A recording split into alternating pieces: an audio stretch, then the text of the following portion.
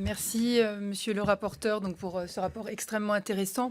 Ma première question rejoint celle de madame Bruniera et concerne la spécificité du chantier tentaculaire que la France va entamer, à savoir la restauration de Notre-Dame de Paris. J'espère évidemment que l'artisanat français sera mis en valeur constamment pendant ces travaux.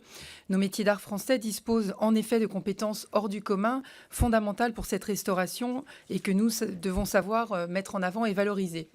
Pouvez-vous à ce sujet, sur ce chantier précis, nous en dire plus sur l'utilisation des savoir-faire français, de ces héritages artisanaux? Seront-ils mis en valeur dans l'appel d'offres architectural?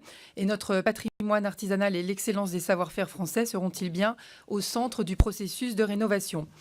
Par ailleurs, dans votre proposition numéro 5, vous soulignez à juste titre le défaut de coordination qui entoure le secteur des métiers d'art et du patrimoine vivant, qui implique de nombreux aspects tels que ceux de la formation, de la culture, de l'économie, du tourisme, de l'aménagement du territoire et de l'innovation, lesquels sont rattachés à des ministères différents sans réelle concertation dans leurs actions respectives.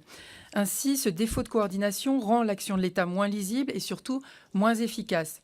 Vous proposez notamment de mieux coordonner les actions des ministères, des opérateurs de l'État, mais aussi des collectivités territoriales, avec donc la création d'un opérateur de l'État sous forme de GIE. L'objectif est de, je cite, rationaliser et coordonner davantage ces politiques sur la base d'une stratégie mieux définie dont la clé de voûte serait l'excellence des savoir-faire français. Je m'interroge sur la refonte des dispositifs existants.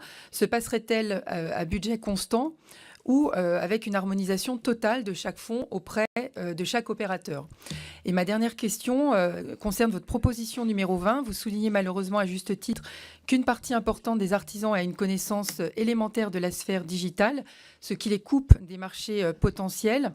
Donc, est-ce que cette nouvelle compétence prévoit des budgets spécifiques pour les collectivités territoriales afin d'assurer cette nouvelle mission? Je vous remercie. Merci, Madame Duby-Muller. Madame Essayant.